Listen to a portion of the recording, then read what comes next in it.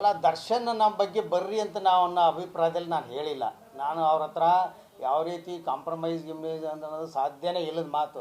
ನಮ್ಮ ಸಂಕಟ ನಮಗಿದೆ, ಆದರೆ ನಾವೊಂದು ವಿಶಾಲ ಭಾವನೆಯಿಂದ ಯಾರು ಬಂದರೂ ನಾವೇನು ಇಲ್ಲ ಅನ್ನೋ ಭಾವನೆ ಅಂದರೆ ಸಹಜವಾಗಿ ಹೇಳಿರೋ ಮಾತು. ಆದರೆ ವೈಯಕ್ತಿಕವಾಗಿ ನಾನು ಅವ್ರನ್ನ ಭೇಟಿ ಮಾಡಲಿಕ್ಕೆ, ಅವ್ರ ಜೊತೆ ಮಾತಾಡಲಿಕ್ಕಾಗಲಿ, ಯಾವುದೇ ರೀತಿ ಕಾಂಪ್ರಮೈಸ್ ಮಾಡೋಕ್ಕಾಗಲಿ ಆ ದೃಷ್ಟಿಯಿಂದ ಅವ್ರಿಗೆ ಹೇಳೇ ಇಲ್ಲ.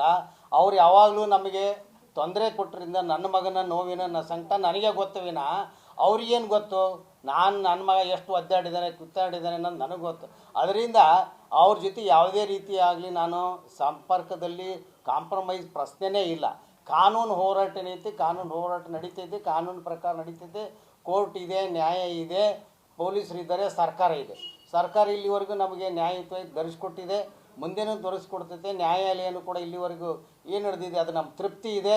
ಮುಂದೇನೂ ಕೂಡ ನಾವು ನ್ಯಾಯಕ್ಕೆ ಹೋರಾಡ್ತೇವೇನ ಯಾವುದೇ ರೀತಿಯಿಂದ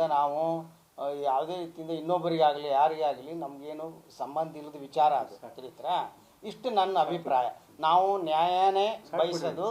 ನಾವು ನಮ್ಮ ಮಗನಿಗೆ ಆದ ಅನ್ಯಾಯಕ್ಕೆ ನಾವು ನ್ಯಾಯದ ಮೊರೆ ಹೋಗಿದೆ, ಸರ್ಕಾರ ಹೋಗಿದ್ದೆ, ನ್ಯಾಯ ಸಿಗೋತ್ತಕ್ಕಂಥ ನಮ್ಮ ಭರವಸೆ ಇದೆ. ಅವ್ರಿಗೆ ಕಠಿಣ ಶಿಕ್ಷೆ ಯಾರ್ಯಾರಾಗಿರಲಿ, ನಮ್ಗೆ ಯಾರು ಅಂತದಲ್ಲ, ಅವ್ರಿಗೆ ಶಿಕ್ಷೆ ಆಗಬೇಕು ಅಷ್ಟಂತ ನಮ್ಮದು ಮನವಿ. ಮತ್ತೆ